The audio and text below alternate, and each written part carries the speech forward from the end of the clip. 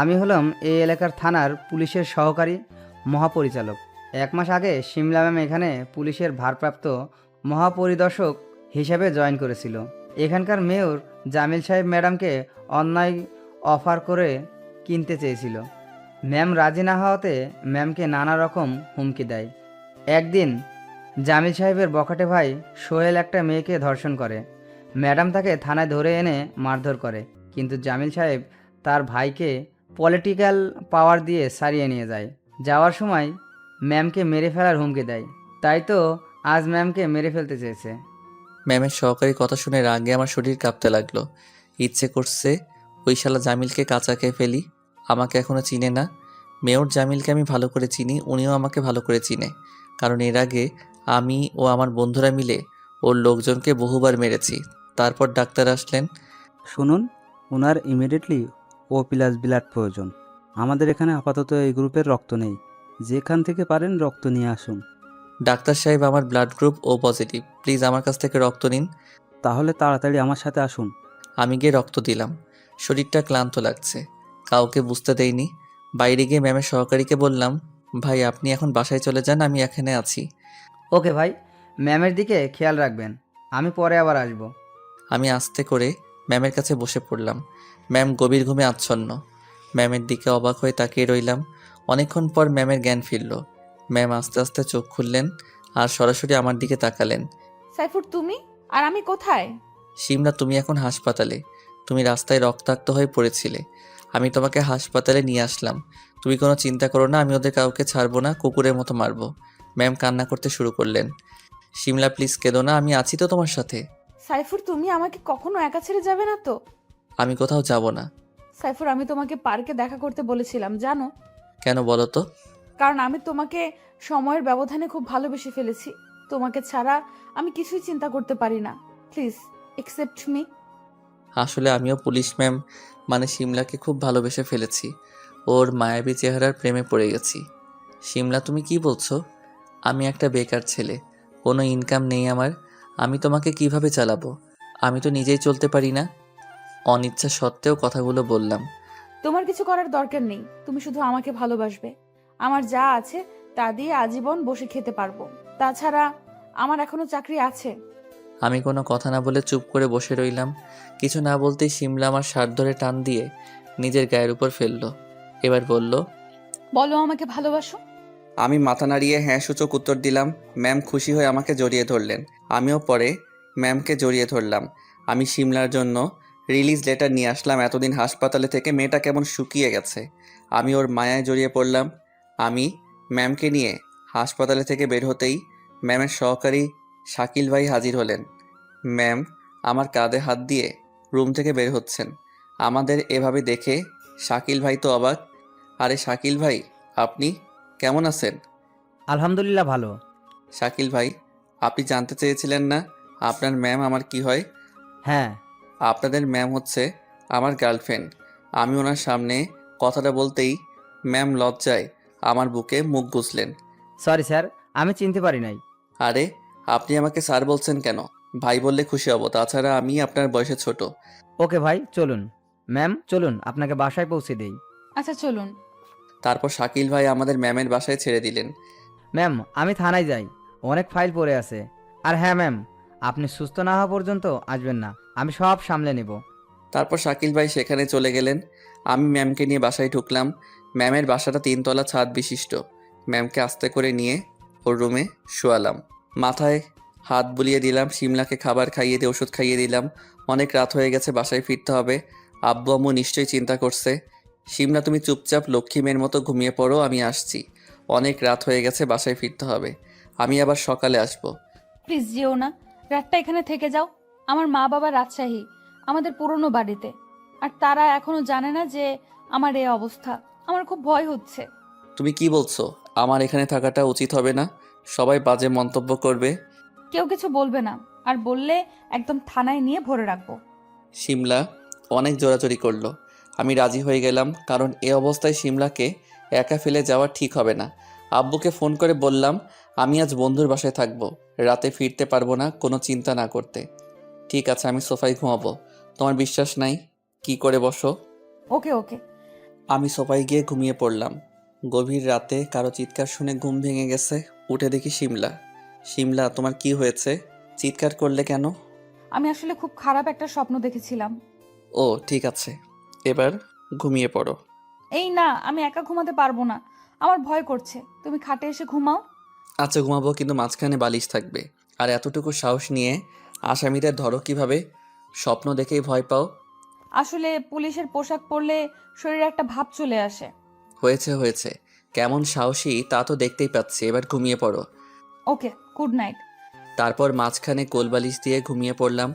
সকালে ঘুম থেকে উঠে দেখি শিমলা বাচ্চা মেয়েদের মতো আমার বুকের উপর পা তুলে ঘুমিয়ে আছে। আমি ওকে সরিয়ে ফ্রেশ হয়ে আসলাম। শিমলা উঠো, ফ্রেশ হয়ে নাও, ওষুধ খেতে হবে। তারপর শিমলা উঠে ফ্রেশ হয়ে নিল। আমি শিমলাকে বাইরে থেকে খাবার এনে খাইয়ে দিলাম। আমি হালকা কিছু খেয়ে নিলাম। এভাবে প্রায় 15 দিন লাগলো শিমলার সুস্থ হতে। সাইফুর, আমি আজকে একটু থানায় যাব। আমি কতদিন যাইনি, কত কেস পড়ে আছে কে জানে। ওকে চলো, তোমাকে পৌঁছে দিই। ওকে চলো। তারপর শিমলাকে ওর গাড়িতে করে থানায় নিয়ে আসলাম। আমাকে আর শিমলাকে হাত ধরে আসতে দেখে থানার সবাই অবাক, কারণ কিছুদিন আগে তারাই আমাকে ধরে এনেছিল। অবাক হওয়াটা স্বাভাবিক। সবাই দাঁড়িয়ে শিমলাকে সালাম দিল। কেমন আছেন ম্যাডাম? জি আলহামদুলিল্লাহ। তারপর শিমলা আমাকে নিয়ে ওর কেবিনে ঢুকলো। সাইফুর, বলো কি খাবে? স্পেশাল কিছু খাবো। বলো স্পেশাল কি খাবে। আজ তুমি যা খেতে চাইবে তাই খাওয়াবো, কারণ এখন তুমি আমার অতিথি। তোমার মিষ্টি ঠোঁট দুটো খাবে। এটা বাসা না, থানা। এখানে এসব চলবে না। বাসায় যেয়ে নেই, তারপর দেখা যাবে। না আমি এখন খাবো, আমার সহ্য হচ্ছে না। এই বলে আমি শিমলার দিকে এগিয়ে আসতে লাগলাম। শিমলা পিছনে যেতে লাগলো। এই কাছে আসবে না, আমার লজ্জা করে। আমি ওকে আর কিছু বলতে না দিয়েই 4 ঠোঁট এক করে দিলাম। আহ কি মিষ্টি তোমার দুটো। কিন্তু দরজার দিকে তাকিয়ে দেখি শাকিল ভাই মুচকি হাসছে, কারণ দরজাটা খোলা ছিল। ম্যামের চোখ পড়তেই শাকিল ভাই চলে গেল। এইভাবে 5 মিনিট থাকার পর ছেড়ে দিলাম। জানেমান, তোমার ঠোঁট জোড়া এত মিষ্টি কেন?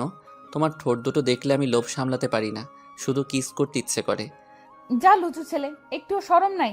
সবাই দেখে ফেলছে আমাদের। দেখলে তো ভালো হইছে, তাদের একটু সিনেমা দেখার শখ হইছে। হ্যাঁ শয়তান, যাও, এখন অনেক ফাইল পড়ে আছে।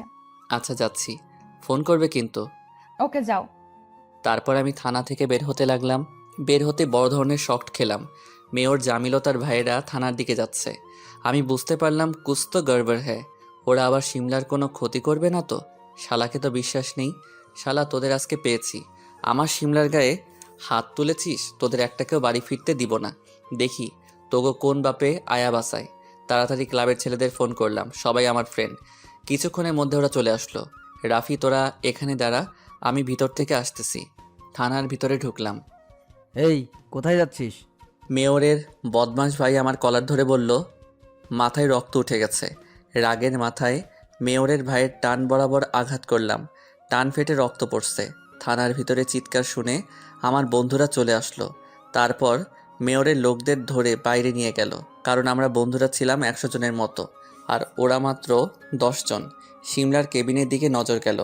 দেখলাম শিমলার কেবিন বন্ধ, আর ভেতরে শিমলার চিৎকার শোনা যাচ্ছে। আমি লাথি মেরে কেবিনের দরজা ভেঙে ফেললাম।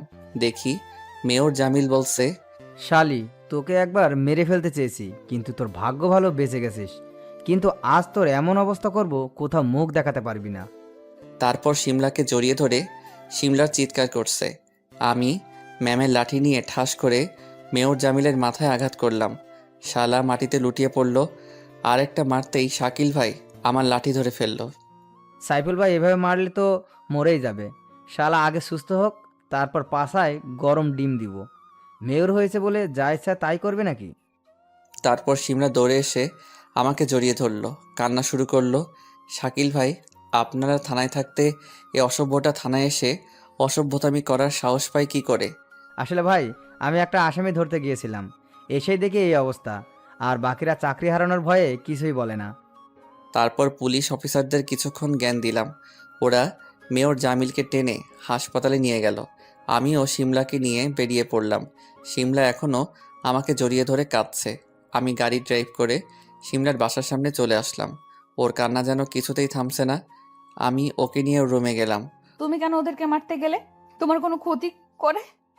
ও বদমাসটা আমার কিছুই করতে পারবে না। ও তোমার সাথে অসভ্যতামি করার চেষ্টা করছে।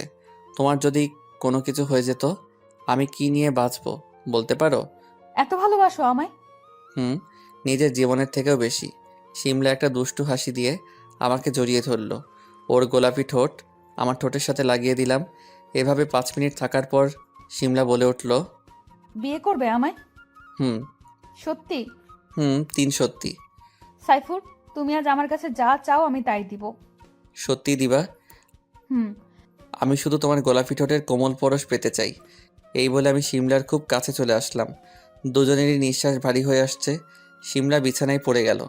বাকি ইতিহাসটা আমাদের মধ্যেই থাক। শিমলা, আজকে তোমাকে মা বাবার কাছে নিয়ে যাব। কিন্তু শোনো, আমি আগে বাসায় যাব, তার কিছুক্ষণ পর তুমি বাসায় আসবে। শিমলাকে সব বুঝিয়ে দিলাম। আমি বাসায় চলে আসলাম, রুমে গিয়ে ফ্রেশ হয়ে নিলাম। সারাদিন অনেক ধকল গেছে, বিছানায় শুতেই ঘুমের রাজ্যে হারিয়ে গেলাম। কিছুক্ষণ পর শিমলা আমাদের বাসায় আসলো। কলিং বেল চাপ দিতে আম্মু এসে দরজা খুলে দিল। আম্মু শিমলাকে আগে থেকে চিনে, কারণ শিমলা এর আগে একবার আমাদের বাড়িতে এসেছে। পাঠক পাঠিকাদের নিশ্চয়ই মনে আছে। কি ব্যাপার মা, তুমি হঠাৎ? আন্টি, আপনার ছেলে কোথায়? আমি ওকে অ্যারেস্ট করতে এসেছি। কেন মা, আমার সাইফুর কি করেছে? অনেক বড় অপরাধ করেছে আপনার ছেলে। একটা নিরীহ মেয়ের মন চুরি করেছে। মেয়েটা ওর জন্য রাতে ঘুমাতে পারে না। শিমলা এক নিঃশ্বাসে বলে ফেলল। শিমলার কথা শুনে আম্মু আর হাসি থামাতে পারছে না। মা, আমার ছেলে কোন মেয়ের মন চুরি করেছে শুনি? আমি তার চাঁদ মুখখানা দেখতে চাই। কার আবার? আমার। কথাটা বলে শিমলা জিহ্বায় কামড় দিল। আয় হায়, কি বলে ফেললাম! শিমলা লজ্জায় মাথা তুলতে পারছে না।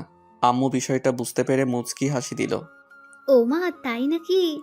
আমার সাইফুর তোমার মন চুরি করেছে? আমার অপদার্থ ছেলেটা এতদিন একটা কাজের কাজ করলো। এত মিষ্টি একটা মেয়ে। শিমলা আম্মুর পা ছুঁয়ে সালাম করলো। মা আর শিমলা নিচে বসে করছে। আমি রুমে নাক টেনে ঘুমিয়ে আছি। হঠাৎ কে যেন আমার পা ধরে টেনে খাটের নিচে ফেলে দিল। আমি চিৎকার করে উঠলাম, কোন শালারে আমার ঘুমটা নষ্ট করলো? আমি তোর শালা? তলে তলে টেম্পু চালাও, আমরা বললেই হরতাল। আমার চাচাতো বোন ইভা। কি হইছে? বলছি তো নাকি? নিচে গিয়ে দেখ কি হয়েছে। হারামি আমার মন ভেঙে দিল। ঠাডা পড়বো তোর উপর, ঠাডা। তারপর নিচে নেমে দেখি আম্মু, আব্বু আর আমার ছোট বোন তাহমিনা মিলে শিমলার সাথে গল্প করছে। আম্মু বলল, কি ব্যাপার আমার গুণদর ছেলে? এত এগিয়েছেন আর আমরা কিছুই জানি না? এত মিষ্টি একটা মেয়ের মন চুরি করেছে, অথচ আমরা কিছুই জানি না? আমি লজ্জায় শেষ। তোরা কেউ মাইরালা আমারে। আন্টি, আমার মাম্মি আর বাপি সাইফুরকে দেখতে চেয়েছে। আপনি যদি অনুমতি দেন তাহলে আমি কালকে সাইফুরকে নিয়ে রাজশাহী রওনা দিব আর আমাদের বিয়ের কথাটা ফাইনাল করব। আব্বু আম্মু সবাই রাজি হলো। তারপর শিমলা বাসার দিকে রওনা দিল, কিন্তু আম্মু যেতে দিল না। মা শিমলা, আজকে তুমি এখানেই থাকো, এখান থেকেই রওনা দিও। Okay aunty. আন্টি না, আম্মু বলো। ওকে আম্মু। সেদিন রাতে শিমলা আমাদের বাড়িতে থেকে যায়। রাতে অনেক খোশ গল্প করলাম। তারপর সবাই যে যার মতো ঘুমিয়ে পড়লাম। আমি আমার রুমে আর শিমলা আমার বোন তাহমিনার রুমে ঘুমিয়ে পড়লাম। সকালে পরে শিমলা আমাকে জাগিয়ে আব্বু আম্মুকে সালাম করে সবার থেকে বিদায় নিয়ে আমি আর শিমলা রাজশাহীর উদ্দেশ্যে রওনা দিলাম। আমি রাজশাহীর কিছুই চিনি না। জীবনে প্রথম যাব কী কাণ্ড! আমি আর শিমলা ট্রেনে উঠলাম। স্টেশনে যে কত মানুষ আমাকে, তার কোনো হিসাব নেই, কারণ আমি পুলিশিনীর বয়ফ্রেন্ড। পাঠক ভাইয়েরাও পারলে পুলিশিনী বিয়ে কইর, তাহলে রাস্তায় রাস্তায় সালাম পাবা। ট্রেনে উঠে শিমলাকে জানলার পাশের সিটটা দিলাম। শিমলা আমার কাঁধে মাথা থেকে ঘুমিয়ে পড়ল। ট্রেন চলছে, আমি বাইরের প্রকৃতি দেখছি। কিছুক্ষণ পর শিমলাকে উঠিয়ে হালকা কিছু খাইয়ে দিলাম, সাথে আমিও খেয়ে নিলাম। ট্রেন আমাদের গন্তব্য স্টেশনে থামলো। আমি শিমলাকে বললাম, শিমলা, ট্রেন তো থেমে গেছে, আমরা কি এখন নামবো? ও হ্যাঁ, নামো। তারপর আমরা শিমলাদের বাসার দিকে রওনা দিলাম। বাড়িটা অনেক পুরনো, কিন্তু সৌন্দর্যের কোনো কমতি নেই। 3 তলা বাড়ি। আমরা বাসার ভিতরে ঢুকতেই অনেকগুলো মেকআপ সুন্দরী আমাদের ঘিরে ধরলো। শিমলা, এটা আমাদের দুলাভাই। আহ, কি কিউট! কোথায় পেলে এই হিরোকে? আমি লজ্জায় মাথা তুলতে পারছি না। আগে পরিচয় হলে দুলাভাইকে নিয়ে পালিয়ে যেতাম। শিমলা রেগে গিয়ে চোখ গরম করে ওই মেকআপ সুন্দরীর দিকে তাকালো। এই, তোরা দেখেছিস ওদের কি ভালোবাসা? আমরা একটু দুলাভাইয়ের সাথে প্রেম আলাপ করব, সেটাও সহ্য হয় না। শিমলাকে উদ্দেশ্য করে মেকআপ সুন্দরীরা বলছে আর জোরে জোরে হাসছে। তখন একজন 40 বছরের মহিলা এসে বলল, মা শিমলা, জামাই বাবাজিকে নিয়ে ভিতরে আয়। আমি বুঝতে পারলাম উনি শিমলার মাম্মি। আমি ওনাকে সালাম করলাম। উনি আমাকে ধরে ফেললেন। তারপর আঙ্কেল আন্টি আমার মা বাবা সম্পর্কে জিজ্ঞেস করলো। আঙ্কেল বলল, বাবা, তোমাকে আমাদের খুব পছন্দ হয়েছে। তার চেয়ে বড় কথা হলো তোমাকে সিমলা পছন্দ করেছে। ওর পছন্দই আমাদের কাছে সব। আমি চাই তোমার বাবা মার সাথে কথা বলে তাড়াতাড়ি তোমাদের বিয়েটা দিয়ে দিতে। আঙ্কেল আপনারা যা ভালো মনে করেন। শিমলা বিয়েটার কথা শুনে মাথা নিচু করে আছে লজ্জায়। আমরা খাবারের পর্ব শেষ করলাম। শিমলা আমাকে আমার থাকার রুমটা দেখিয়ে দিল। রুমটা বেশ সাজানো গোছানো। রুমে ঢুকে শিমলা দরজা বন্ধ করে দিল। দৌড়ে এসে আমাকে জড়িয়ে ধরল। কি ব্যাপার শিমলা, আজ এত খুশি খুশি লাগছে? শিমলা লজ্জায় মাথা গুজে আছে। এসো তোমার লজ্জা দূর করে দিই। শিমলা চলে যেতে লাগলো। আমি হাত ধরে ফেললাম, টেনে ওর ঠোঁট চেপে ধরলাম। আহ কি মিষ্টি। হঠাৎ কোথা থেকে যেন একটা 6-7 বছরের মেয়ে এসে বলল, এই ছেলে, তুমি আমার আপুকে কিস করলে কেন? আমাকে চোখে দেখো না? আমি কি কিউট। হাজারো ছেলে আমার উপরে বাস খায়, থুকো ক্রাশ খায়। আমি পিচিটার কথা শুনে 1 মিনিট পাগল ছিলাম। মাইরালা বলে কি পিচ্চি মেয়েটা? এই পিচ্চি তোমার উপর ছেলেরা বাস খায়, থুক্কু ক্রাশ খায়, ঢপ দেওয়ার জায়গা পাও না আর? ওই বুইরা খাটাস, একদম পিচ্ছি বলবে না। আমার বয়স 6 বছর, আর আমি জানি আমি দেখতে অনেক সুন্দরী, আপুর চাইতেও। না না, তুমি তো ঐশ্বরিয়া রায়ের মতো সুন্দরী। কি বলো তুমি আমার সাথে? ঐশ্বরিয়া রায়ের চাই? কোথায় সেও জাতি আর কোথায় হারাম জাতি? আমি হলাম সেও জাতি। হায় হায়, কয় কি পিচ্চিটা? আল্লাহ দড়ি ফেলাও, আমি উপরে উঠা যাই। আর বুইরা খাটাস, তুমি চাইলে আমাকে প্রপোজ করার একটা চান্স নিতে পারো। অ্যাকসেপ্ট করবো কি করবো না সেটা পরে ভেবে দেখবো। হাই, তুমি এসব শোনার আগে আমাকে নিলা না কেন? বিথি, তুই যাবি এখান থেকে? সব সময় শুধু পাকনামি। যাচ্ছি যাচ্ছি। আর এই হিরো শোন, চান্স মিস করো না, পরে পস্তাবে। বিথি চলে গেল। আমি আর শিমলা হাসতে লাগলাম। বিথি মেয়েটা বয়সের চাইতেও বেশি পাক না। একদিনে যে কোনো ছেলের মাথা খারাপ করে দিবে। পাঠক ভাইরা সাবধানে থাইকো। শিমলা আমাকে একটা উম্মা দিয়ে চলে গেল। আমি একটু ঘুমিয়ে পড়লাম। সারাদিন অনেক জার্নি করেছি, খুব ক্লান্ত লাগছে।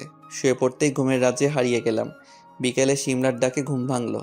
ক্লান্ত শরীর নিয়ে উঠতে মন চাইছে না, তবু উঠলাম। কি ব্যাপার সাহেব, ঘুম ভাঙলো? কোথায় একটু আদর করবে? না করে উনি শুধু ঘুমায়। আমার লক্ষ্মীটি রাগ করে না। আসলে খুব ক্লান্ত লাগছে, তাই উঠতে মন চাইছে না। ও আচ্ছা শোনো, তোমার ওঠা লাগবে না, আমি তোমার খাবার নিয়ে আসবো। আচ্ছা। শিমলা আমার রুম থেকে চলে গেল। সবাই রাতের খাবারের জন্য বসলো। মা শিমলা, সাইফুর বাবাজিকে খেতে ডাক। আম্মু ও ক্লান্ত, অনেক জার্নি করে আসছে তো। মাম্মি, তুমি আমাকে খাবার দিয়ে আসছি। আচ্ছা, মানে? শিমলা খাবার নিয়ে আমার রুমে আসলো। আমার বাবুটা ওঠো, খাবার খাবে। তুমি খেয়েছো? নিশ্চয়ই খাওনি। এসো আমার সাথে খাবে। তারপর আমি আর শিমলা একে অপরকে খাইয়ে দিতে লাগলাম। হঠাৎ আমার মুখে প্রচণ্ড ঝাল অনুভব করলাম। আমি ঝাল একদম খেতে পারি না। আমি কোনো কথা বলতে পারি না। শিমলা আমাকে পানি দিল। পানি খেয়ে ঝাল আরও দ্বিগুণ বেড়ে গেল। আচমকা শিমলা আমাকে টেনে ও ঠোঁটের সাথে আমার ঠোঁট লাগিয়ে দিল। মুহূর্তেই আমার সব ঝাল দূর হয়ে গেল। কি সাহেব, ছাল গেল? ঝাল না যে কোনো উপায় আছে? যে মিষ্টি খেলাম, খাবারটুকু খেয়ে নিলাম।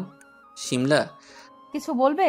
ও বুঝতে পেরেছি, বিয়ের আগেই তো সব সেরে ফেলেছো, এখন বলতে কিসের লজ্জা? তারপর শিমলা আমাকে উম্মা দিয়ে চলে গেল। পরের দিন আমি আর শিমলা ঢাকায় ফিরে আসার প্রস্তুতি নিচ্ছি। তার জন্য আমি রেডি হচ্ছি, সাথে শিমলাও। এমন সময় আমার রুমে শিমলার পিচ্চি বোন বিথি এসে হাজির। কি রে বুইরা খাটাস, চান্স না নিয়েই চলে যাচ্ছিস? আমার বোনের মধ্যে কি পেয়েছিস যা আমার মধ্যে নেই? হালার হোমন্দির বইনে বলে কি? তুই কি মিস করছিস নিজেও জানিস না। মাইরালা, এক জ্বালায় বাসি না ঘরে ঢুকছে সাপ, আর এক জ্বালায় বাসি না বৌতিকা ওই বাপ। আমার সোনার কিউট শালিকা, আমি তোমার বোনকে ভালোবাসি। চিরদিন আমার আকাশ, তোমার বইনের বাতাস, তোমার গলায় দিছে ফাঁসি। আমার সোনার পাকনা পিচ্চি শালিকা, আমি তোমার বোনকে ভালোবাসি। যা হারামজাদা, আর কোনোদিন যেন তোর মুখ না দেখি বুইরা খাটাস।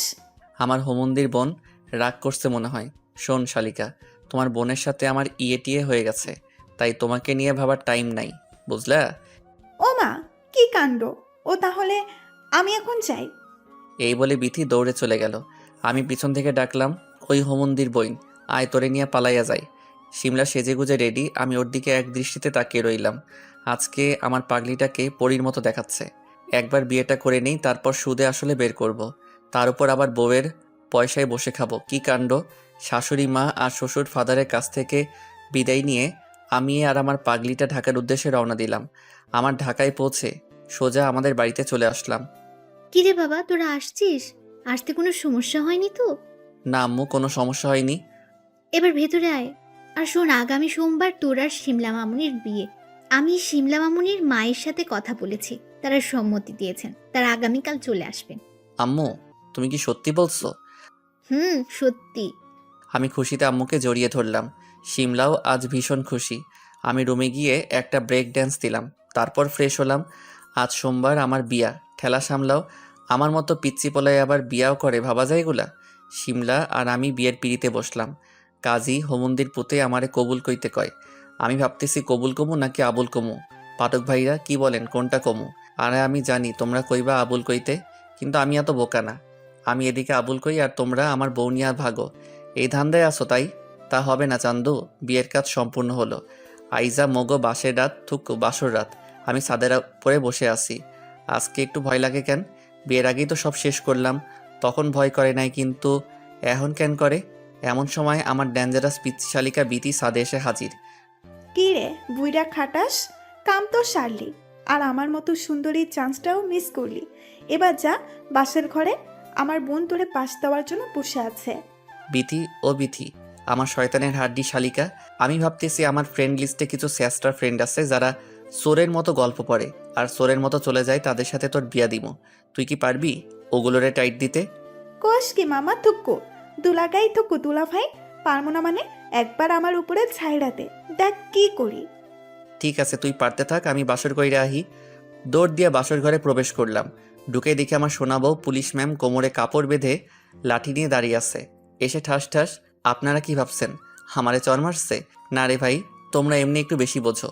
আমার পুলিশ বউ তো ঠাস ঠাস করে দরজা লক করছে। কি রে শ্বশুরের পোলা, এখন তোর আসার সময় হলো? শিমলা প্রচণ্ড রেগে ফোঁস করতেছে, মনে হয় এখনই বোম ব্লাস্ট হবে। শোন, দেরি করে আসার অপরাধে 100 বার কান ধরে উদ্বাস করবি, না হয় 100টা লাঠির বাড়ি খাবি। বল কোনটা মানবি? না মানলে তোর বাসর বাদ। আমার সোনা বউ, পুলিশ বউ, আমি তোমার সব শাস্তি মাথা পেতে নিব, কিন্তু বাসর বাদ দিতে পারবো না। কি আর করব, পুলিশ বউয়ের আদেশ। 10 বার উঠবস করতেই পুলিশ বউ বলল, হয়েছে আর করতে হবে না, শাস্তি মওকুফ করা হলো। আমি তো খুশির ঠেলায় আমার পুলিশ বউরে নিয়ে একটা কাপল ড্যান্স দিলাম। তারপর পুলিশ মহাপরিচালক মানে আমার বউরে বললাম, চলো না আমরা অপারেশন বাসর রাত স্টার্ট করি। যা শয়তান, আমার বুঝি লজ্জা করে না? ওরে আমার সোনা বউরে, বাসরাতের জামাই পিড়ায় ওনার আবার লজ্জা, ন্যাকামার জ্বালায় বাসি না। তারপর আমি আর আমার পুলিশ গার্লফ্রেন্ড ঠুকু, এখন তো বউ, ওরে নিয়ে 2 রাকাত দমফল নামাজ পড়লাম। আর টাইম লস না করে বেবি নেওয়ার অপারেশন শুরু করলাম। সকালবেলা কারো রেশমি চুলের ঘ্রাণে আমার ঘুম ভাঙলো। পুলিশিনী বউটা আমায় পাগলি করে দিবে। কি সাহেব, ঘুম ভাঙলো? এখন উঠে হন। না, আগে 2টা পাপ্পি দাও, তারপর উঠবো, না হয় উঠবো না। নো নেভার, রাতে অনেক দিয়েছি, এখন আর হবে না। ওঠো, না হলে পানি ঢেলে দিব। না, আমি পাপ্পি ছাড়া উঠবো না। 2টা দিতে পারবো না, একটা হলে রাজি। রাজি। উম্মুয়া, উম্মুয়া। আজ সকাল বউয়ের চুমু কি ফিলিংস রে বাবা। এবার উঠে ফ্রেশ হয়ে নিলাম। এখন আমি ভালো একটা জব করি, কতদিন আর বউয়ের পয়সায় খামু, একটা প্রেস্টিজ আছে না? এদিকে শিমলার প্রসব পেইন শুরু হয়েছে। আমরা শিমলাকে নিয়ে হসপিটালে আসলাম। শিমলাকে আইসিইউতে পাঠালাম। আমি সহ বাকি সবাই কাঁদছে। এরই মধ্যে আইসিইউ থেকে একজন ডাক্তার বের হলেন। আমি দৌড়ে তার কাছে গেলাম। ডাক্তার, আমার ওয়াইফের কি অবস্থা? ও ঠিক আছে তো? অবস্থা বেশি ভালো না, আমরা যে কোনো একজনকে বাঁচাতে পারবো। ডাক্তারের কথা শুনে আমার পুরো শরীর থরথর করে কাঁপছে। ডাক্তার বললেন, এবার বলুন, আপনি কাকে বাঁচাতে চান, সন্তান নাকি স্ত্রী? ডাক্তার, আপনি আমার শিমলাকে বাঁচান। শিমলা বেঁচে থাকলে আমি সন্তান পাবো। আপনি ভেঙে পড়বেন না, আপনার স্ত্রী এবং সন্তান দুইজনেই ভালো আছে। আপনার কিউট একটা কন্যা সন্তান হয়েছে। আমি তো খুশিতে আত্মহারা। আপনি সত্যি বলছেন ডাক্তার? সত্যি। কিন্তু তখন মিথ্যা বললেন কেন? আসলে স্ত্রী বলতে বলেছিল, কিন্তু আমি বলতে পারলাম না, আপনি কষ্ট পাবেন বলে। এখন আপনি আপনার ওয়াইফের সাথে দেখা করতে পারেন। আমি এক দৌড়ে শিমলার কেবিনে প্রবেশ করলাম। দেখি শিমলা বাবুটাকে চুমু খাচ্ছে। আমি শিমলার পাশে গিয়ে মুখ গোমড়া করে বসে রইলাম। কি সাহেব, মন খারাপ কেন? খুশি হননি? তুমি ডাক্তারকে মিথ্যা বলতে বলেছিলে কেন? জানো আমার কত কষ্ট হয়েছিল তখন? সরি, আমার জানুটা আর হবে না। আমি দেখতে চেয়েছিলাম আমার পাগলটা আমাকে কত ভালোবাসে, কিন্তু ডাক্তার সব গোলমাল করে দিল। আমি শিমলার কপালে চুমু খেয়ে বললাম, আর কখনো এমন করবে না। তারপর আমার বাবুটার দিকে তাকালাম, দেখতে অনেক কিউট, একদম মায়ের মতো। ভাবতেছি এইটারেও পুলিশ বানাবো। আপনারা কি কন? ধুর, আপনারা বললেও বানাবো আর না বললেও বানাবো। তারপর সবাই এসে আমার বাবুকে কোলে নিল। আমার মেয়ের বয়স এখন 3 বছর, একদম মায়ের মতো রাগী। কোলে না নিলেই মাইর শুরু করে। পাঠক পাঠিকারা, তোমরা মোর মায়াটার লাইগা দোয়া হইল। এখন মুই আহি। ধন্যবাদ সবাইকে আমাদের পাশে থাকার জন্য।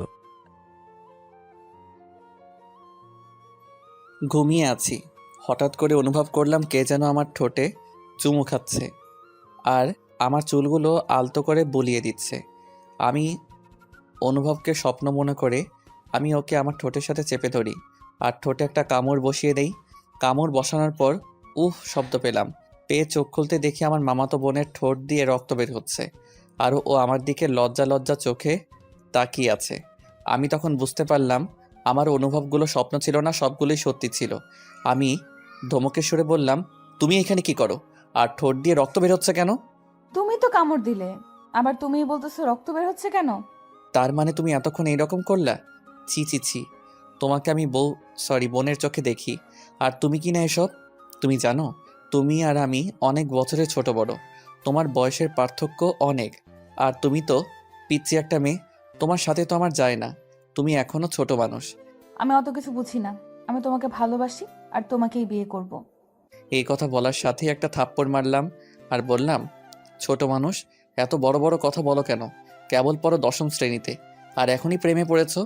এর সেতু রুম থেকে চলে গেল। থাপ্পড়টা জোরেই দিয়েছিলাম, চোখ দিয়ে পানি বের হইতেছে। যদিও মারার পর আফসোস করতেছি, কারণ আমারও কিছুটা ভালো লাগে সেতুকে, কিন্তু ও আমার অনেক ছোট, ওকে তো অনেক কোলেও নিয়ে থাকছি। আসুন এখন পরিচয় দেই।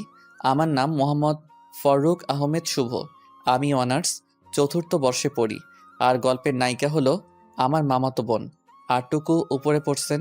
সেতু চলে যাওয়ার পর আবার ঘুম, বোঝেনি মামার বাড়ি আসছি। ঘুম থেকে উঠে কি করব? রাতের সময় মামার বাড়ি আসছি, তাই সেতুর সাথে দেখা হয় নাই। আর ওইসব ঘটনা ঘটলো সকালে। আসলে আমার 5টা মামা আর তারা সবাই এক বাড়িতে থাকে, জয়েন্ট ফ্যামিলি। পরে 10টার পর ঘুম থেকে উঠলাম, উঠে ফ্রেশ হয়ে বাইরে আসতেই 5টা মামি ডাকা শুরু করলো, শুভ আসো ভাত খেয়ে যাও। আমি বললাম, মামি আপনারা কি পাগল হলেন নাকি সবাই ডাকতেছেন সব ঘরে খাবো কেন? মামি আপনারা কি পাগল হলেন নাকি সবাই ডাকতেছেন সব ঘরে খাবো কেন? এদের ভিতরে সেতু আম্মু যেটা ওইটা বেশি ডাকতেছে। আমি ওই মামির উদ্দেশ্য করে বললাম, এত নাম ধরে না ডেকে বললেই তো হয়, জামাই আসেন ভাত খাইয়া যান। আরে আমি তো জামাই করে বলতেই চাই, কিন্তু আমার মেয়ে তো তোমাকে রিজেক্ট করে দেবে, তখন আবার তুমি কষ্ট পাবা, তাই ডাকি না। এই কথা বলার সাথে সাথেই সব মামি হাসাহাসি শুরু করলো। পরে নানি ডাক দিল, গেলাম, গিয়ে দেখি নানি ঘরে ভাত নিয়ে রাখছে। নানি খাইতে দিল, আমি খাইতে বসলাম। খেয়ে উঠে শুয়ে থেকে ফোন চাপতেছি আর সকালের কথা ভাবতেছি। তখন মামি ডাক দিল, আমি গেলাম। মামির কাছে যেতেই মামি বলল, কে রে, সকালে কি হয়েছিল? সেতু চোখে জল নিয়ে বের হলো আর রাগ করে না খেয়ে স্কুলে চলে গেল।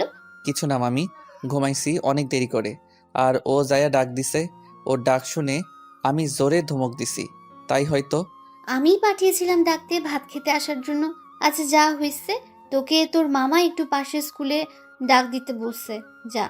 আমি ভাবতে লাগলাম, মামা কেন স্কুলে গিয়ে ডাকতে বললো কেন? আমার মামা আসলে হাই স্কুলে মাস্টার। পরে গোসল করে রেডি হয়ে নানির কাছে গেলাম, গিয়ে মিষ্টি সুরে সুরে বললাম, ও নানি দাও, ও নানি দাও। টাকা নাই আমার কাছে, আমি কি কামাই করি? টাকা কই পাবো?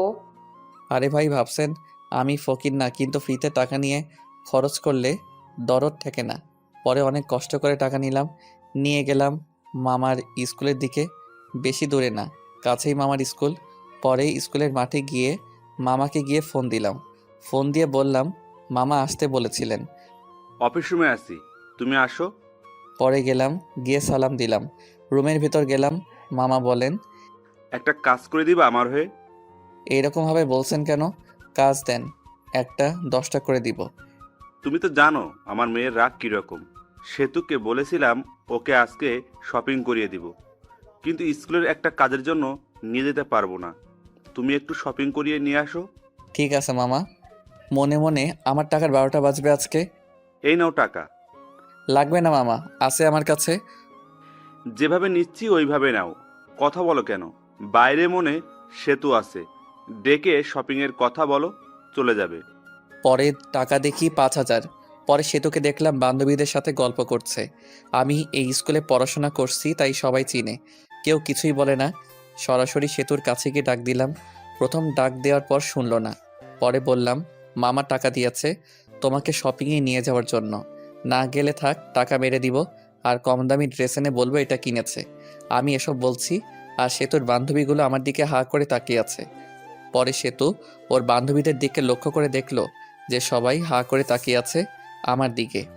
এটা দেখে সেতু রেগে ওর বান্ধবীদেরকে বলল, ওভাবে দেখে লাভ নাই, ওই চিকনা শুধু আমার, ওর আমার বিয়ে ঠিক হয়েছে। বিয়ের কথা শুনে সেতুর বান্ধবী বলল, আমি তো ভাইয়ার সাথে কালকেও কথা বলছি, ভাইয়া তো বললো বিয়ের জন্য পাত্রী খোঁজা হচ্ছে।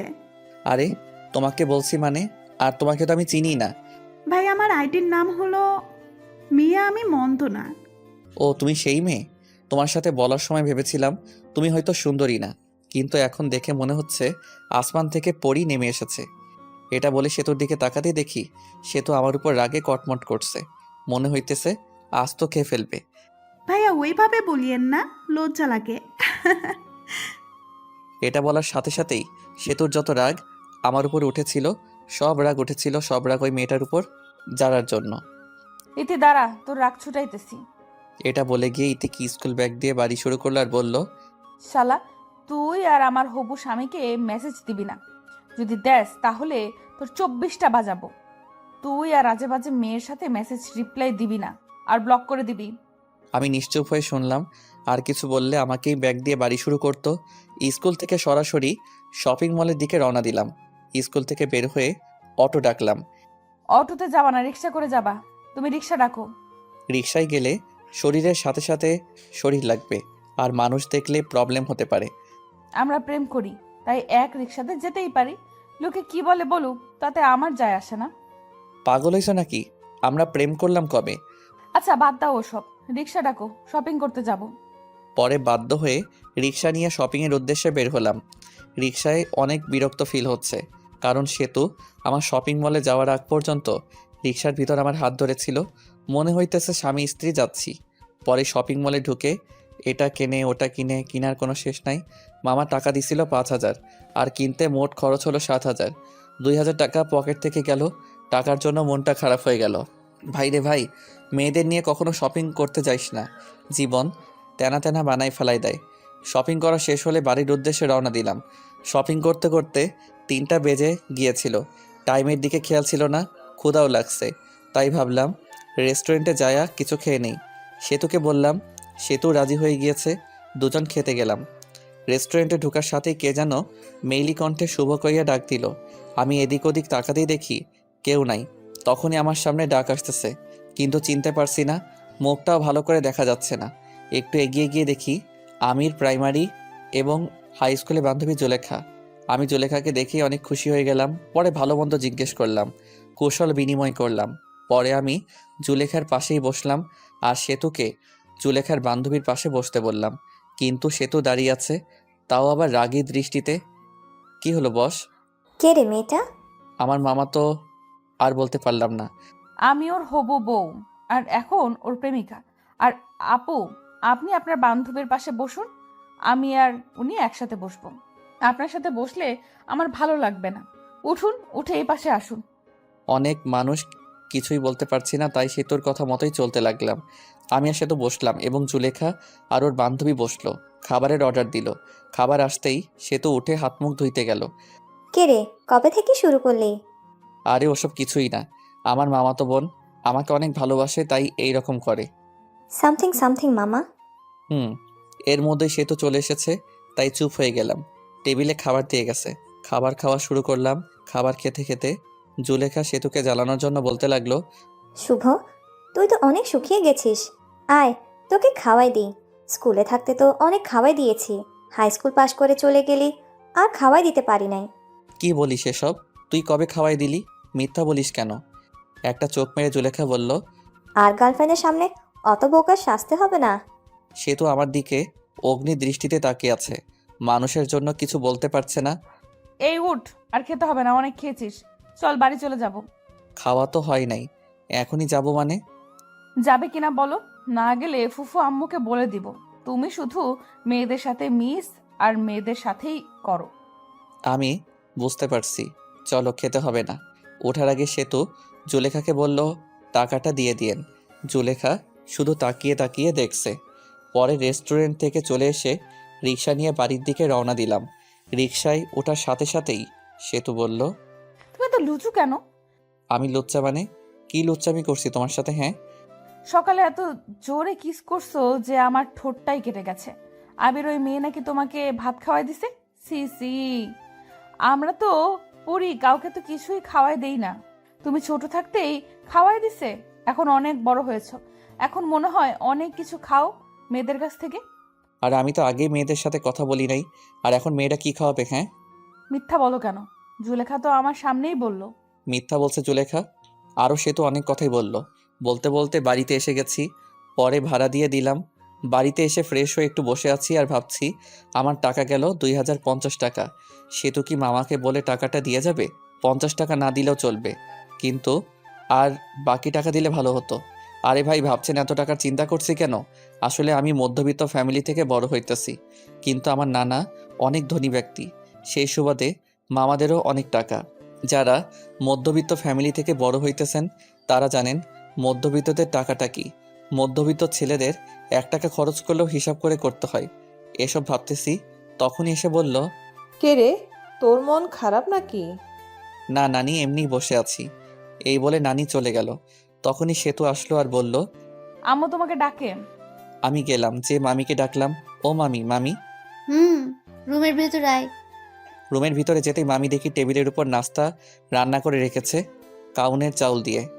মামি ডাকলেন বলে সেতু বলল, তোমার জন্য কাউনের চাল দিয়ে নাস্তা রান্না করেছে, বসে বসে খা। আমিও খেতে বসলাম। কাউনের চাউলের নাস্তা খেতে অনেক টেস্ট।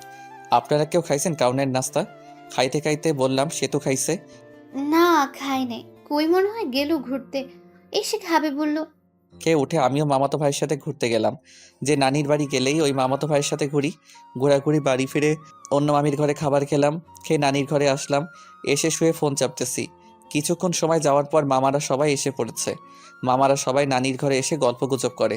নানির বয়স হয়ে গেছে আর নানু ভাইও মারা গেছে, তাই আর কি। মামিরাও আসে, সবাই অনেকক্ষণ গল্প করে।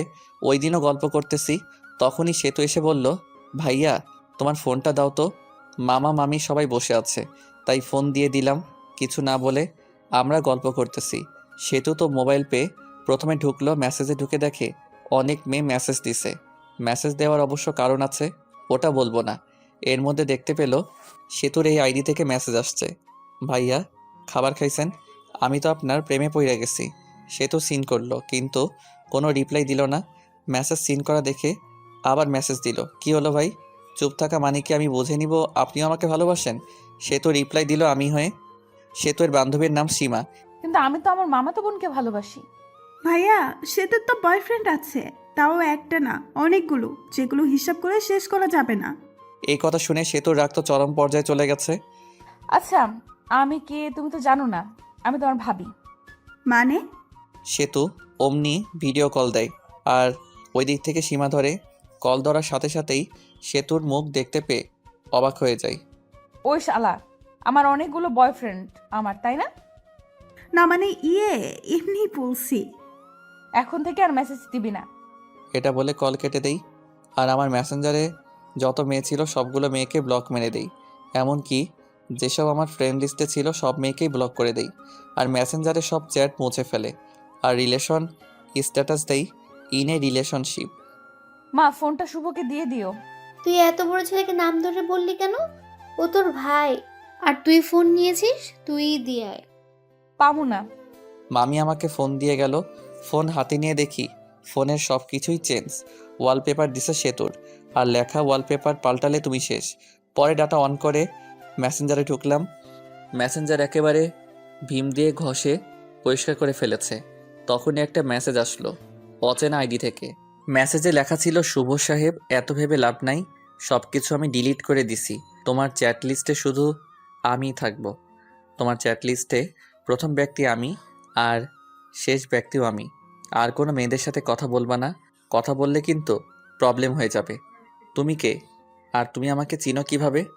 আমি চিনি তোমাকে, আর তুমিও আমাকে চেনো। তোমার আশেপাশেই আছি।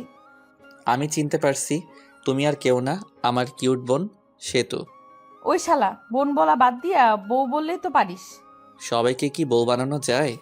সবাইকে বলতে হবে কেন? শুধু আমাকে বলবা। তোমাকে বলবো কিভাবে? তুমি তো আমার আদরের ছোট বোন। তোকে কয়বার বলবো যে আমাকে আর বোন বলবি না? এরপরে বোন বললে তোর 12টা বাজিয়ে দিব। আচ্ছা বাদ দাও, অনেক রাত হয়েছে, ঘুমিয়ে পড়ো। ওকে। আমিও ঘুমালাম, সকালে উঠে বাড়িতে চলে আসব। ঘুম থেকে উঠে দেখি সেতু আমাকে জড়িয়ে ধরে শুয়ে আছে। এই সেতু, এইভাবে ধরে আছো কেন? মামি অথবা অন্য কেউ দেখলে কি ভাববে? কেবল তো এসে একটু জড়িয়ে ধরলাম, আর এরকম করছো কেন? সেতু ছাড়তে চাইনি, আমি জোর করে ছাড়িয়ে নিলাম আর বললাম, তুমি এখানে কি করো? হ্যাঁ, আম্মু ডাকতে পাঠাইলো, তাই আসছি। তুমি যাও, আমি আসতেছি। সেতু মুখটা বেঁকিয়ে চলে গেল আর ফ্রেশ হতে চলে গেলাম। ফ্রেশ হয়ে মামির কাছে গেলাম, দেখি মামি অনেক কিছু রান্না করছে। মামি এত কিছু রান্না করছেন, কেউ আসবে নাকি? ফাজলামো করা বন্ধ কর। তুই আসোস, আসার পর যখন চলে যাবি তখন তোর জন্য প্রতিবারই রান্না করি। আমি মিষ্টি একটা হাসি দিয়ে খাবার টেবিলে বসলাম। পাশে সেতু ছিল, তাই সেতুর দিকে তাকিয়ে দেখি মুখটা মলিন হয়ে গেছে। মুখ মলিন হয়েছে হয়তো আমার যাওয়ার কথা শুনে। আমি থাকলে হয়তো কিছুদিন মজা করতে পারতো আমার সাথে। রংপুর চলে যাবা কবে? বিয়ে না করে যাব না মামি, আব্বু পাত্রী দেখতেছে। ওমা, তাই নাকি? চোখের সামনে পাত্রী থাকতে আবার পাত্রী খোঁজা লাগে? কিরে সেতু, মনে মনে কি বলিস? আসলেই বিয়ে করবা? আপনিও না মামি, বিয়ে করলে আপনারা জানবেন তো। খাবার খেয়ে রুমে এসে কাপড়গুলো ব্যাগে তুলতেছি, তখনই সেতু আসলো আর বলল, তোমার সাথে কিছু কথা আছে। আমি শুনতেছি, বলো। আমার হাত ধরে নিয়ে গিয়ে খাটের উপর বসালো আর সেতুর আমার সামনে দাঁড়িয়ে আছে। কিছু সেকেন্ড দাঁড়িয়ে থাকার পর সরাসরি আমার ঠোঁট দুটো লেপটে নিল ওর ঠোঁটের সাথে। কিছুক্ষণ পর ছেড়ে দিল আর বলল, আমি তোমাকে অনেক ভালোবাসি, তোমাকে ছাড়া আমি বাঁচবো না। আই লাভ ইউ শুভ। আমি স্তব্ধ হয়ে আছি, কি উত্তর দিব ভাবতে পারছি না। আমিও সেতুকে ভালোবাসি, কিন্তু আমাদের বাস্তবতা অনেক কঠিন। আমার মামারা আমাকে অনেক বিশ্বাস করে। উত্তর দাও, কি হলো? সেতু, তুমি পাগলামি করছো কেন? তোমার আমাদের সাথে যায় না, আর আমাদের সম্পর্ক কেউ মেনে নেবে না। মাঝখান থেকে আমাদের যে মধুর একটা সম্পর্ক আছে, এটা নষ্ট হয়ে যাবে। আর আমার মামা মামিদের ভালোবাসা থেকে বঞ্চিত হতে চাই না। আর তোমাকে ভালোবেসে তোমাকে নিয়ে হয়তো পালিয়ে গেলাম। পালিয়ে গেলে মামা মামিদের কাছে থেকে আগের মতো ভালোবাসা পাবো না। আর তোমরা উচ্চ ফ্যামিলির মেয়ে, আর আমরা নিম্ন মধ্যবিত্ত ফ্যামিলির ছেলে। তোমার আব্বুকে বললে সে কোনো কারণেই রাজি হবে না। এর ভিতর একটা কারণ হলো আমরা নিম্ন মধ্যবিত্ত। আর আমার আরেকটা সমস্যা আছে, যেটার কারণে আমি কোনোদিন হয়তো বিয়ে করতেও পারবো না। ওই সমস্যার কারণ শুনলে তোমার আব্বু আম্মু কেউ রাজি হবে না। আশা করি তুমি বুঝতে পারছো। তুমি এখন অনেক ছোট, আগে বড় হও, তখন সব কিছু বুঝতে পারবা। তুমি যে আমাকে ভালোবাসি বলতেছো, এটা তোমার আবেগ, যেটা বেশি দিন থাকবে না। কিছুদিন পর এই ভালোবাসা শেষ হয়ে যাবে, তখন আর আমাকে ভালো লাগবে না। তুমি তখন কলেজে যাবা, তখন তোমার অনেক বন্ধু বান্ধবী হবে, আর তোমার বন্ধুরা সবাই গার্লফ্রেন্ড বয়ফ্রেন্ড নিয়ে ঘুরতে যাবে। তুমি তো ঘুরতে পারবে না। তখন মনে হবে কার সাথে প্রেম করি, যার সাথে একদিনও ঘুরতে পারি না। কলেজে যাবা, আমার থেকে অনেক সুন্দর সুন্দর ছেলে দেখতে পাবা, আর তোমাকে প্রপোজ করবে কারণ তুমি অনেক সুন্দর। আর ওই প্রপোজ পেয়ে মনে মনে বলবা, কত সুন্দর সুন্দর ছেলে প্রপোজ করে, আর আমি কিনা পড়ে আছি শ্যামলা একটা ছেলের কাছে। তখন আর আমাকে ভালো লাগবে না, আমাকে তোমার বোরিং মনে হবে। এই শোনো, আমি আর এখন ছোট নাই। আমি সামনে এসএসসি পরীক্ষা দিব, আর যারা 10ম শ্রেণীতে পড়ে তারা ছোট হয় না। আমি বড় হয়েছি, আর আমি সব কিছুই বুঝি। আর তোমাকে আমি সত্যিই ভালোবাসি। এই ভালোবাসা কোনো আবেগ না। আমি তোমাকে 9ম শ্রেণী থেকে ভালোবাসি। I really love you. এটা কখনো সম্ভব না। কেন সম্ভব না বলো? আমার অনেক বড় একটা প্রবলেম আছে। কি সমস্যা আমাকে বলো, আমি সব রকম সমস্যায় মেনে নিব। তোমার মতো কত মেয়ে বলল, শুভ তোমার সমস্যা থাকলেও আমি তোমাকে ভালোবাসবো, আর শোনার পর সবাই চলে গেল। আমি যাব না, বলো। আর একটু বড় হও, তখন বলবো। ভালো থেকো। আবার মনে হয় কবে আসি না আসি, দেখা হয় না হয়। এই বলে ঘর থেকে বের হয়ে আসি আর চলে যাই নানির কাছে। সব মামা মামির সাথে দেখা করে বিদায় নিয়ে আসলাম।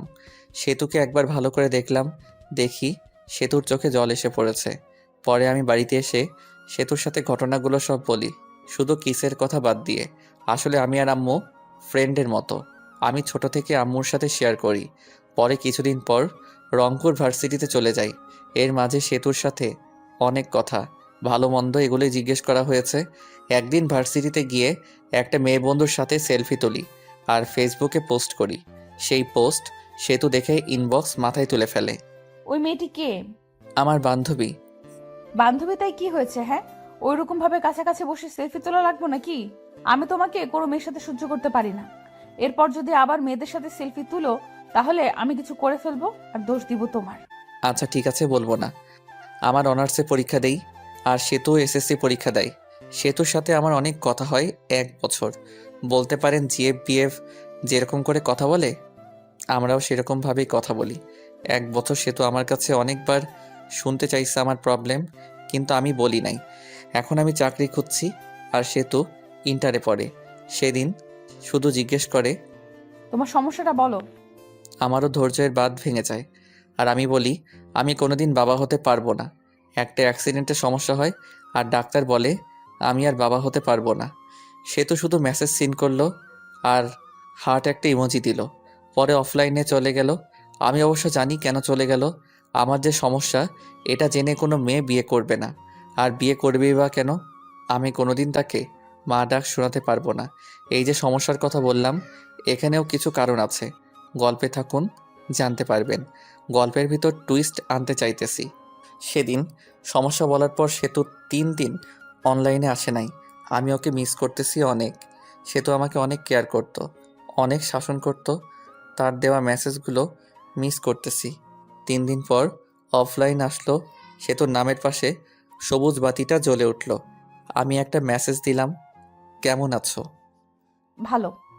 বাড়ির সবাই কেমন আছে? ভালো। ভালো থেকো। হুম। পরে আর মেসেজ দিলাম না। একটু মনে মনে হাসলাম। হায় রে আবেগ, আগে কত কথা বলতো, এখন আর কথাই বলে না। মেসেজ তো দেয়ই না, আবার বলছে তোমাকে অনেক ভালোবাসি। সেতুর ভালোবাসা ছিল আবেগ, আর এই ভালোবাসার সমস্যার কথা শুনে জানালা দিয়ে পালালো। আর বলতো সমস্যা আছে তাই কি, অমনি ভালোবাসবো। আপনারা ভাবছেন হয়তো আমি কষ্ট পাচ্ছি না। আসলেই আমার কষ্ট হচ্ছে না। আজকে নতুনভাবে কেউ কথা বলা বাদ দেয়নি। অনেকে এরকমভাবে বলতো ভালোবাসি, কিন্তু সমস্যার কথা বলতেই কথা বলা বন্ধ করে দিছে। যদিও অন্য মেয়েদের থেকে সেতুর ব্যাপারটা একটু আলাদা, কারণ সেতুকে আমি ভালোবাসি। আর ভালোবাসাও না ভালো লাগা, এই আর কি। সেতুকে মিস করি, তার মেসেজগুলো মিস করি, এটাই, তাছাড়া আর কিছুই না। এখন আস্তে আস্তে সেতুকে ভুলে যাব, তার দেওয়া মেসেজগুলো আর মিস করব না। আমার একটা চাকরি হয়ে গেছে, এখন আর আমি বেকার নাই। কিছুদিন পর শুনতে পেলাম সেতুর বিয়ে ঠিক হয়েছে একটা এমবিবিএস ডাক্তারের সাথে। শুনে ভালোই লাগলো। বিয়ের দিন তারিখ ঠিক হয়েছে। বিয়ের 7 দিন আগে থেকেই সব মামা মামি নানি সবাই ফোন দিয়ে বলতেছে তাড়াতাড়ি আসতে।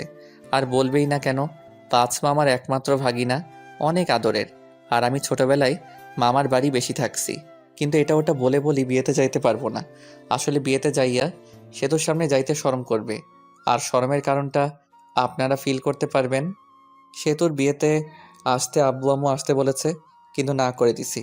আম্মু আসার জন্য জোর করে নাই, জোর করলে আসতেই হতো, কারণ আম্মু উপরে কথাগুলো সব জানে। আমার জীবনে সব ঘটনা আম্মুর সাথে শেয়ার করি। বিয়ের 4 দিন আগে সেতু মেসেজ দিছে, ভাইয়া বিয়ে আসবে না কেন?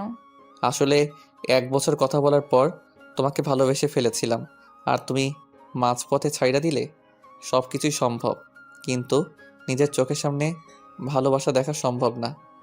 আপনাকে দিয়ে যদি আমি মা হতে না পারি তাহলে বিয়ে করে লাভ কি? আপনাকে তো কেউ বিয়ে করবে না।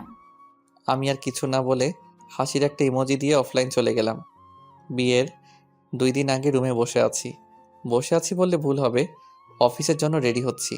তখন দেখি মামা আমার দরজার সামনে দাঁড়িয়ে আছে। আমি সালাম দিয়ে বললাম, আরে মামা, কখন আসলেন? এই জায়গায় বসেন। আমি বসতে আসিনি, তোমাকে নিতে এসেছি, চলো। মামা, নতুন অফিসে জয়েন করছি, আর ছুটি দিবে না, আর এমনি গেলে চাকরি থাকবে। তোমাকে কি কেউ কিছু বলেছে? তোমার মামি কি কিছু বলেছে বলো? না মামা, আমি আর কি বলবো, তাহলে চলো তোমার অফিসে যাব, আমি ছুটি নিয়ে নিব। পরে বাধ্য ছেলের মতো মামাকে নিয়ে গেলাম অফিসের সামনে। গিয়ে মামা কাকে যেন ফোন করলো। পরে অবশ্য বুঝতে বাকি থাকলো না যে তার বন্ধুকে ফোন দিছিল। কি রে, কি অবস্থা? ওই পাশের লোকটির কথা শুনতে পারলাম না। আমি তোর অফিসের সামনে দাঁড়িয়ে আছি।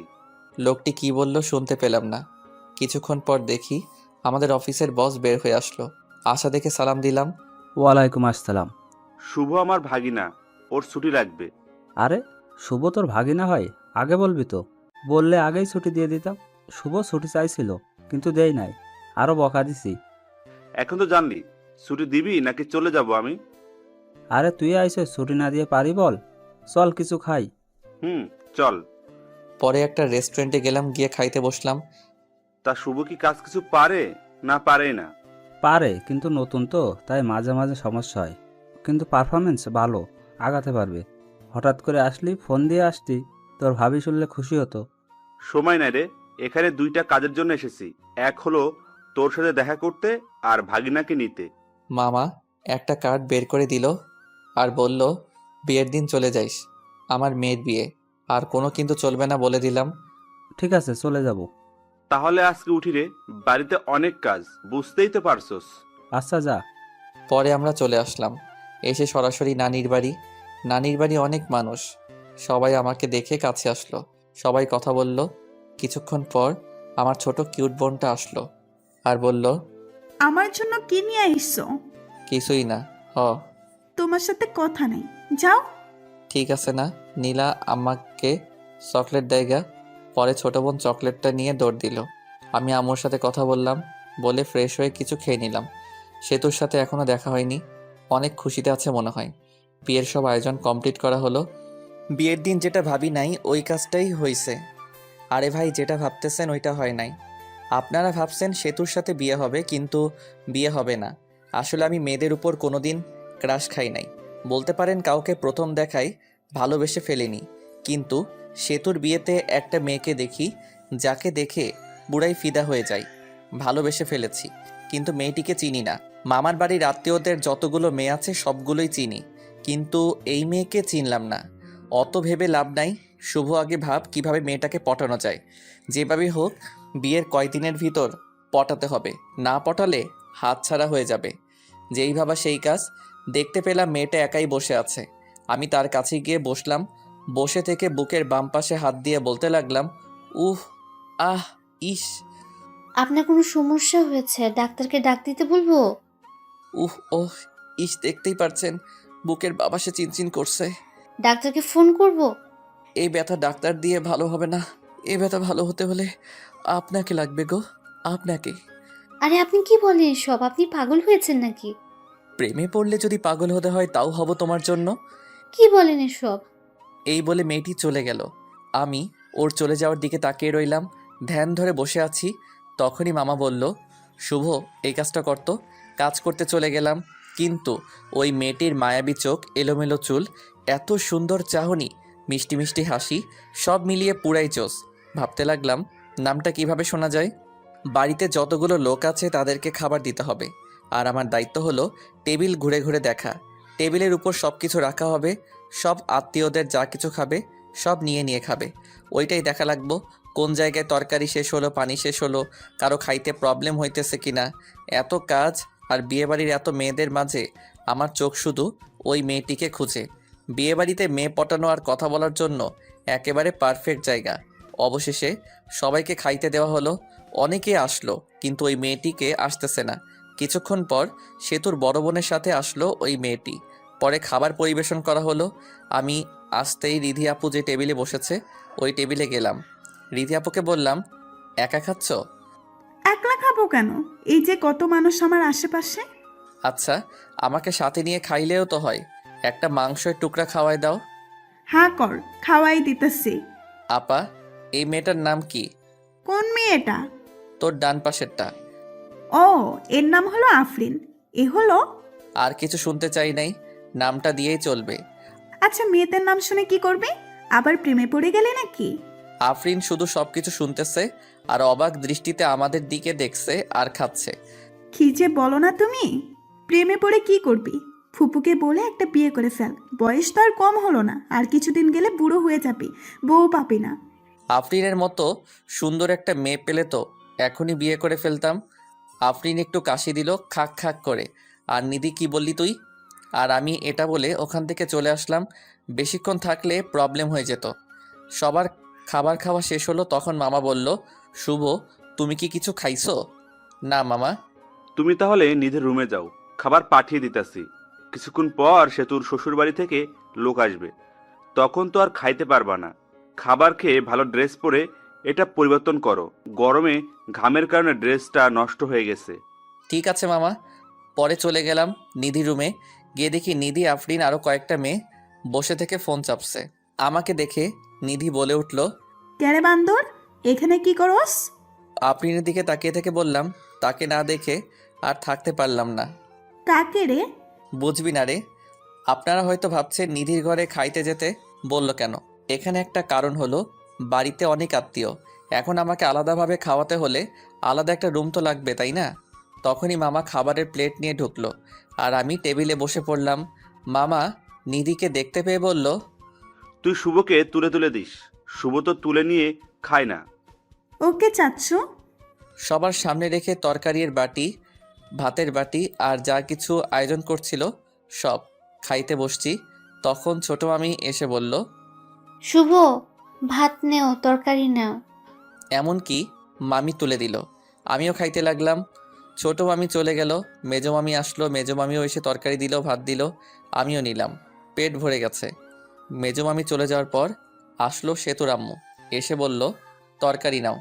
আমি বললাম নিব না, তবু জোর করে দিল। এদিক দিয়ে তো আমার অবস্থা খারাপ। পরে সেজো মামি এসে আরও দিয়ে গেল।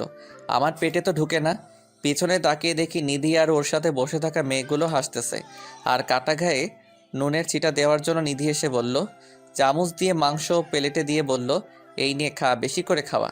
আমার অনেক রাগ উঠে গেল, মনটাই চাইতেছে ধরে পিটাই। প্লেটে মাংস দিয়ে নিধি পাশের চেয়ারে বসলো আর ওর সাথে মেয়েগুলোকে ডাক দিল। আই, আমরা সবাই ওর পাশে বসে থাকি, যাতে ও খাওয়া বাদ দিয়ে পালাতে না পারে।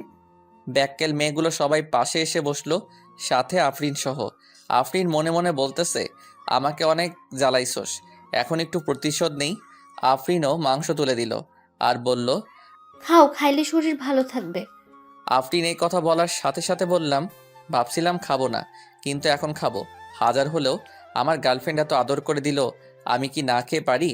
আফরিন তো রাগে ফায়ার, আর বাকি মেয়েগুলো হাসতেছে। এর মধ্যেই নিধির একটা কল আসে, আর একটু দূরে যাই কথা বলার জন্য। তখনই আফরিন আবার মাংস দেয় রাগ করে। আদর করে দিছি, খা, না খেয়ে উঠতে পারবি না। এবার দেওয়া দেখে রাগ উঠে গেল, এত খাবার খাওয়া যায় নাকি? রাগ ওঠার কারণে মাংসের ঝোল ঠোঁট দিয়ে ভরিয়ে নিলাম। আর আফরিনের অপ্রস্তুত অবস্থায় সরাসরি লিপ কিস করি। লিপ কিস করেই দৌড়। পরে আর আফরিনের সামনে যাইনি।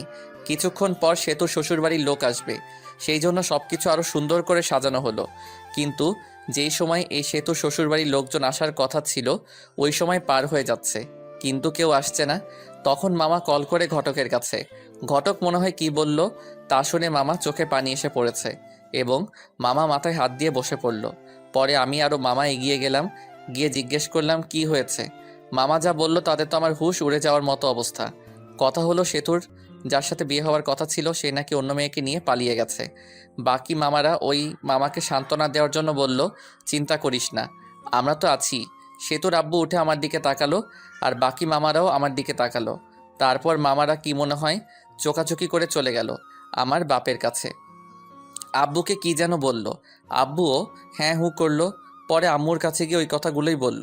পরে আম্মু আমার কাছে আসলো আর বলল সেতুকে বিয়ে করতে, কিন্তু আম্মু সেতু তো আমাকে পছন্দ করে না। তখনই আমার মামারা এসে পড়লো আর বলতে লাগলো, শুভ না করিও না, বুঝতেই তো পারছো।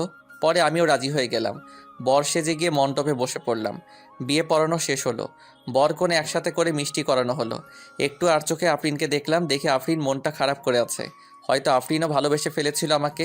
যার কপালে যার নাম লেখা থাকে ঘুরে ফিরে সেই জীবনসঙ্গী হয়। পরে বিদায় নিয়ে চলে আসলাম আমার বাড়ি। আগে ফোন দিয়ে বলা হয়েছে ঘর সাজানোর, তাই ঘর সাজিয়ে রেখেছে। এসে বউ আগে ঢুকানো হলো। কিছুক্ষণ পর আমি গেলাম, দেখি সেতু ঘোমটা দিয়ে বসে আছে। আমি গিয়ে একটু কাশি দিলাম, সেতু বসেই আছে। কোনো সারা শব্দ না পেয়ে আমি গিয়ে সেতুর ঘোমটাটা তুললাম। তখন সেতু বলল, আপনার লজ্জা করে না হাঁটুর বয়সী মামাতো বোনকে বিয়ে করতে? আমি শক খেয়ে গেলাম। যখন প্রেম করতে চেয়েছিলে তখন এই কথাটা কোথায় ছিল? আর তোমাকে বিয়ে করতে চাইনি, তোমার বাপেই বিয়ে করাই দিছে। আচ্ছা বলেন তো, আপনাকে বিয়ে করে লাভটা কি? আর আপনার সাথে থাকা আর কোলবালিশের সাথে থাকা একই কথা। আপনি তো কোনোদিন বাবা হতে পারবেন না। আমি কি ইচ্ছে করে এই রোগে আক্রান্ত হয়েছি? আল্লাহ এরকম চাইছে তাই আমি বাবা হইতে পারবো না। হুম, কত স্বপ্ন ছিল ডাক্তার বেটাকে বিয়ে করে 2টা বাচ্চা নিব, কত মজা করব, কিন্তু ডাক্তার বেটা অন্য বেটিরে নিয়ে ভাগ্যে গেল। কপাল খারাপ আমার। আমরা একটা বাচ্চা কিনে নিয়ে আসতে পারবো তো, তাই না? পালন নেওয়া বাচ্চা আর নিজের গর্ভধারণ করা বাচ্চার মধ্যে অনেক পার্থক্য। আর আমি আপনার সাথেই তো থাকবো না, কিছুদিন যাক, ডিভোর্স দিয়ে দেব। ডিভোর্সের কথাটা শুনে মনটা খারাপ হয়ে গেল। বাসর রাতে ডিভোর্সের কথা শুনতে হইতেছে। কত স্বপ্ন ছিল এই রাত নিয়ে, কিন্তু স্বপ্নগুলো স্বপ্ন রয়ে গেল। কপাল। বাসর রাতের কথা চিন্তা করতেছি। সেতুর দিকে তাকিয়ে দেখি সেতু ঘুমিয়ে গেছে। আমিও সেতুর পাশে শুয়ে পড়লাম। সকালে সেতুকে জড়িয়ে ধরে ঘুমিয়ে আছি। আমার ঘুম সেতুর আগেই ভাঙছে, কিন্তু উঠি নাই, কারণ সেতুকে জড়িয়ে শুয়ে থাকতে ভালোই লাগছে। তখনই সেতুয়ের ঘুম ভেঙে গেল। আর সেতু নিজেকে ছাড়ানোর চেষ্টা করছে, কিন্তু পারছে না। পরে সেতু এমন একটা কাজ করলো যে কাজটা আমি ভাবতেই পারি নাই। সেতু আমার কাছে থেকে ছাড়াতে না পেরে গালের ভিতর চিমটি মারল। আর আমিও বলে উঠলাম। গালে হাত দিয়ে দেখি যেই জায়গায় চিমটি দিছে ওই জায়গা দিয়ে রক্ত বের হচ্ছে। এটা দেখে মেজাজটা খারাপ হয়ে গেল। লজ্জা করে না আপনার আমাকে জড়িয়ে ধরতে? যত সব ফালতু ছেলে। বউকে জড়িয়ে ধরে ঘুমালেই সবকিছু হয় না, সন্তান জন্ম দেওয়ার ক্ষমতা থাকতে হয়। আমি কি বলবো না বলবো খুঁজেই পাচ্ছি না। কথা বলার ভাষা হারিয়ে ফেলেছি। একজনের একটা সমস্যা থাকতেই পারে, তাই বলে কথায় কথায় এই রকম। কিভাবে বলবো? হ্যাঁ, তাড়াতাড়ি আমাকে ডিভোর্স দিবেন। এটা শুনে আরও মেজাজটা খারাপ হয়ে গেল। পরে মারলাম একটা থাপ্পড়। এত ডিভোর্স ডিভোর্স করস কেন রে?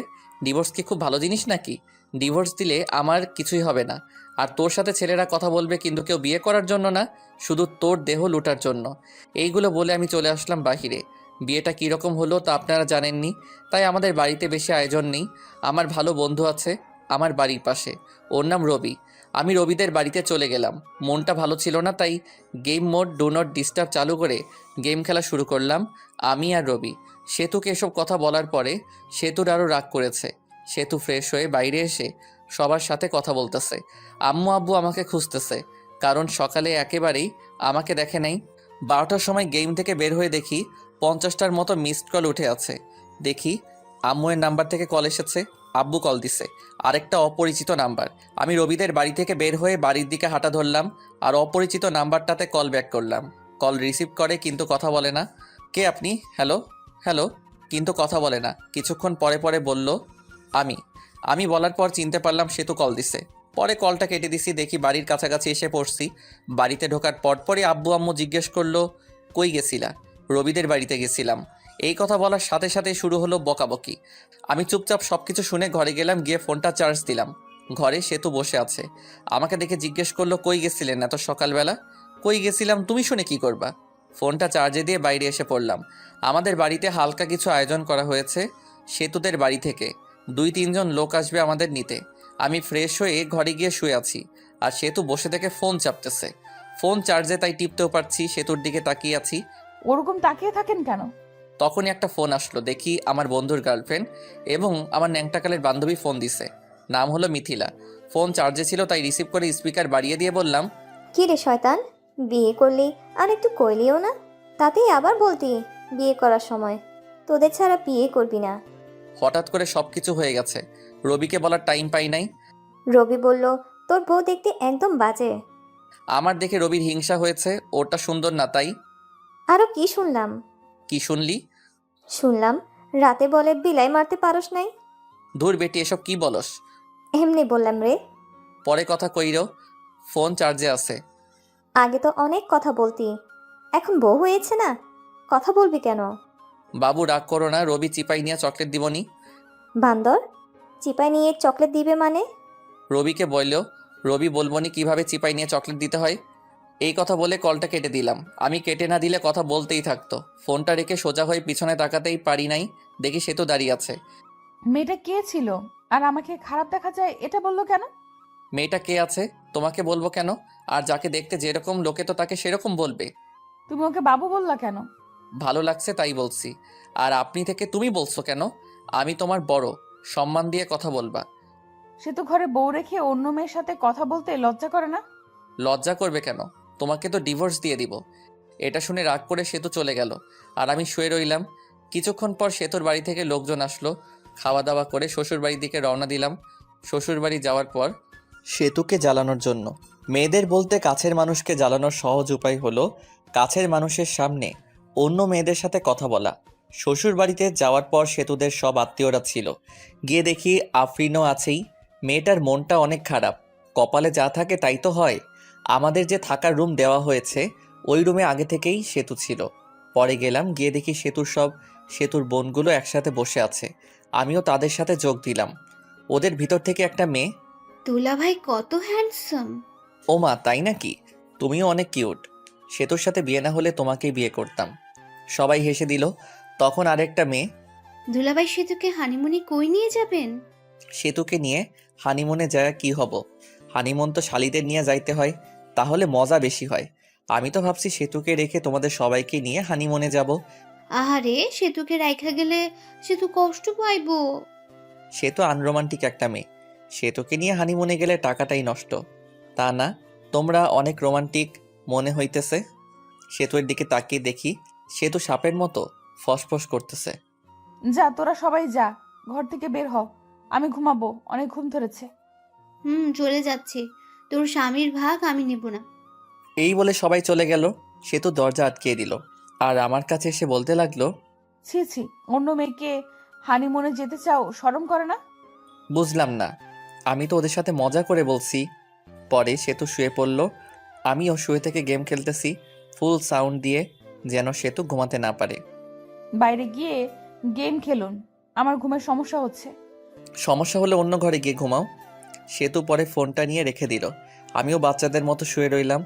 এভাবে ঝগড়া, সেতুর অপমান। আমি কোনোদিন বাবা হতে পারবো না। সে ডিভোর্সও চাই প্রতিদিন। আমিও কিছুই বলি না। 7 দিন শুনলাম এসব। এখন রংপুর চলে যাচ্ছি। অফিসে সেতুকে রেখে যাচ্ছি। পরে সব কিছু ঠিক করে সেতুকেও নিয়ে যাব। সবার কাছ থেকে বিদায় নিয়ে নিলাম। এখন সেতুর কাছে গেলাম। ভালোভাবে থেকো, আর দোয়া করিও আমার জন্য। দোয়া করে কি হবে? তুমি মরলেই তো আমি খুশি হব। তুমি এটা বলতে পারলে? যেটা সত্যি ওটাই বললাম। আমি আর কিছু না বলে চলে আসলাম। বের হয়ে হাসি মুখে আব্বু আম্মুর কাছ থেকে বিদায় নিলাম। কিন্তু ওই সময় আমার খুব কষ্ট হচ্ছিল। মনে হইতেছিল যে আমি কান্না করি। আমি এত বিরক্তকর হয়ে গেছি যে কেউ একজন আমাকে মারার কথা বলছে। ভিতরে কষ্ট আর বাইরে হাসি নিয়ে চলে গেলাম চাকরি করতে। সকালের গাড়িতে গেছি, তাড়াতাড়ি পৌঁছাইছি। রাতে আম্মুর ওই জায়গায় কল দিছিলাম। আম্মুকে জিজ্ঞেস করছি সেতুর কথা। সেতুকেও ফোন দিছিলাম, কিন্তু রিসিভ করেনি, কেটে দিছে। পরের দিন সকালে উঠে অফিসের জন্য রেডি হয়ে অফিসে গেলাম। যাওয়ার পরেই পিয়ন এসে বলল, ম্যাডাম আপনাকে ডাকলো। আমি ভাবতে লাগলাম আগে তো স্যার ছিল, এখন ম্যাডাম কই থেকে আসলো। ভাবাভাবি বাদ দিয়ে গেলাম ম্যাডামের রুমের সামনে গিয়ে। ম্যাডাম আসতে পারি? আসেন। আমি ভিতরে গিয়ে ম্যাডামকে দেখে তো অবাক, কারণ ম্যাডাম আর কেউ নয়, বিয়েবাড়ি সেই আফরিন। আফরিন দেখে ভয় পেয়ে গেলাম। বিয়েবাড়িতে যা কিছু করছি চাকরি থেকে বের করে দেয় নাকি আবার। ভয়ে ভয়ে কাছে গিয়ে, আপনি আমাকে ডেকেছেন ম্যাডাম? তা কেমন আছেন? আর আপনার বউ কেমন আছে? আমি ভালো আছি, আর আমার বউও ভালো আছে। ভালো থাকলেই ভালো। ম্যাডাম, সেদিনের ভুলগুলোর জন্য দুঃখিত, মাফ করে দিবেন। ওইসব আমি ভুলে গেছি। আপনার বউকে সাথে নিয়ে এসেছেন?